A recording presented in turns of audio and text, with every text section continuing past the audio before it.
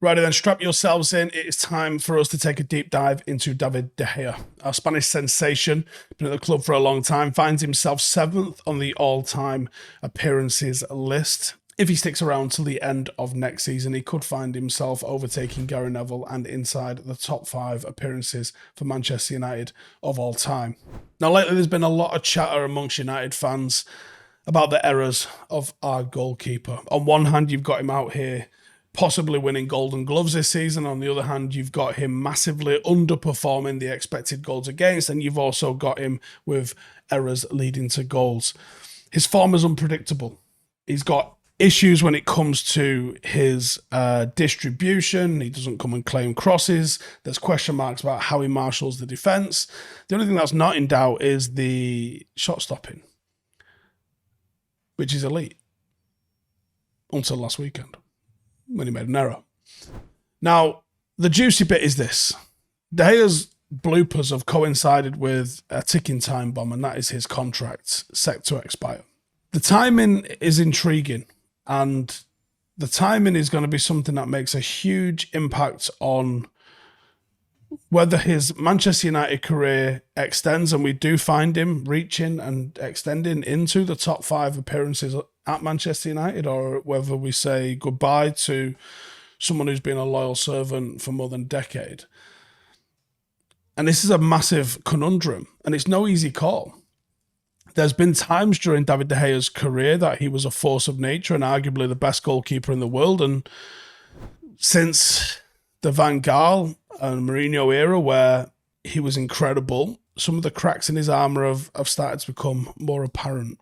And despite recent bloopers against Sevilla and West Ham, Ten Hag has given a bit of a vote of confidence. And like I said, you can't forget that he's got more clean sheets this season than any other keeper in the league. The rumour mill and reports lately are that there has been verbal agreement on a new contract that is expected to sign in the very near future. But the question we're all asking, are United going to take a big gamble here? Is giving him a new deal going to be problematic, or does it maybe kick down the road the decision while we focus on other priorities? Let's talk about the superpowers that he's got. Because he does one thing that makes your jaw drop, and he makes saves no other goalkeeper in the world could make. I think his reactions are lightning quick, and his decade-long career at Manchester United is a highlight reel of mesmerising save after save. There's no two ways around that. That is undoubtable. He's got a trophy cabinet full of pretty much every trophy bar the Champions League, including a league title. What he's also got is year after year of Player of the Year awards. And that's where the plot thickens. Apart from the shot stopping, there's areas of the game that could use a lot of polish, but he still picked up those trophies. Decision-making, distribution, handling of aerial balls, penalties. Despite those quite obvious weaknesses, he still picked up those trophies. Both team trophies and the individual awards. You go all the way back to his first season. Some of his blunders cost us dear, notably the 3-2 loss to Blackburn at Old Trafford. And you fast forward to 2023, and there's still signs of those issues. Currently, De Gea has been absent from the Spanish national team since November 2021. The best keeper in the world title seems to have vanished, and there are those that suggest his brilliance in a United shirt was a result of United being poor, the defence not protecting him, and United facing more shots than a team at the top should expect to have against them. And there's some truth to that, I think. In modern football, as United have evolved into being a more possession-based side, De Gea's limitations are a lot more evident. And it begs the question, was De Gea truly the world's best goalkeeper, or was he just the world's best shot stopper? I think it's a case that could be made either way. And with Ten Hag at the helm, United need a more modern goalkeeper. I don't think there's anyone in doubt with that. I don't think there's anyone saying, actually, no, keep De Gea, he's fine. I think people are going, we need a modern goalkeeper, but we need X, Y, and Z first. And maybe we can trust De Gea to hold the fort until the time that the goalkeeper comes, the pressing change that needs to be made.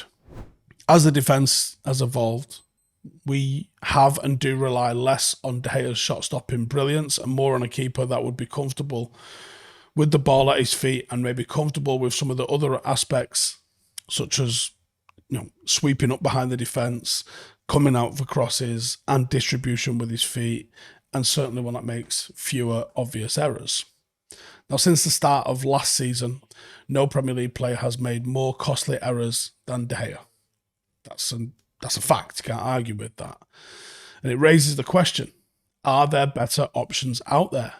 Onana, Raya, Samba, Costa. They're certainly out there. Whether or not they could handle the pressure of playing for Manchester United is a question we can't answer just yet. And as United ride the wave of Ten Hag's development, the clock is ticking on De Gea. Are you going to teach an old dog new tricks? Or in this case, a 32-year-old goalkeeper new tricks?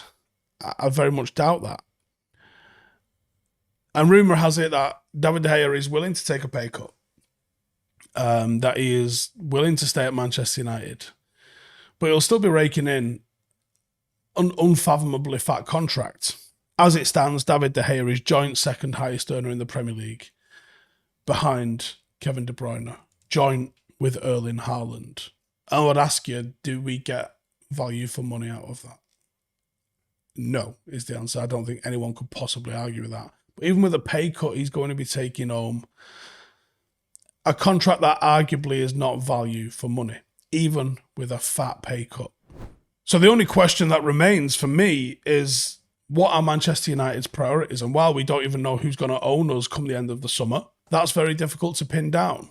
Does David De Gea's shot-stopping wizardry justify the new contract?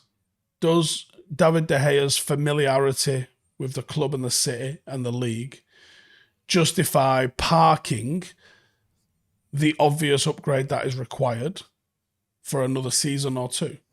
Are there other priorities in the team that need addressing on a more desperate need than goalkeeper?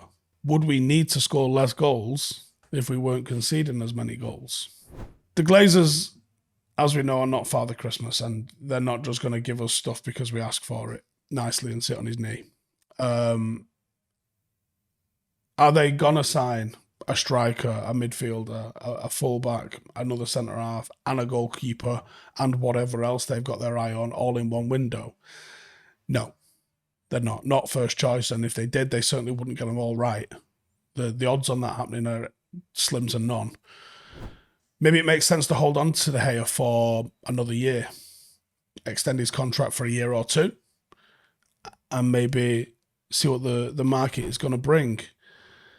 With FFP regulations potentially breathing down our neck, extending De Gea and potentially having him as an asset that you can sell in the future and not needing to waste a transfer fee on him being replaced this summer might be a positive. Manchester United aren't going to be able to dip into the market and buy a £10 million goalkeeper. There will be a hefty price tag associated with whoever it is that we bring in. And bringing in a goalkeeper can be risky business. United should learn from their efforts to replace Peter Schmeichel that you can get it bloody wrong before you eventually get it right. So it's going to be very interesting to see how Manchester United navigate this situation. A situation that there's been a question mark over for a couple of years. Especially as it looked like Dean Henderson was coming to the boil nicely. And then I think United dropped the ball on that decision. And kicking that decision down the road has led us to the point where a decision has to be made. And now we're in a position where we might have to kick the decision down the road again, only for this decision to come back and be dealt with for a minute. Is there anyone that's 22, 23 and under that might be able to secure Manchester United's goalkeeping situation for 10 years? Yes, there is. But you don't know if they're good enough until you get them in a United shirt and find out if they can handle the pressure of playing for one of the world's most scrutinised clubs. Let me know your thoughts on this entire shit show in the comments below, and I'll see you in the next one. Laters. Hey, thank you for watching the video. If you are new around these parts, then don't forget to subscribe. My channel is proudly supported by my community on Patreon. If you'd like to get a little bit of extra content, a Discord group, meetups, five-a-side games, weekly podcasts, behind the scenes, and even an occasional bit of transfer news as and when I get it, then for the price of a pint, you can show your appreciation for the content that we make and get some goodies for doing so as well. Check the link in the description or click the button right here. You'll also find all of my socials here too if you want to follow me on any of those platforms. Nice one.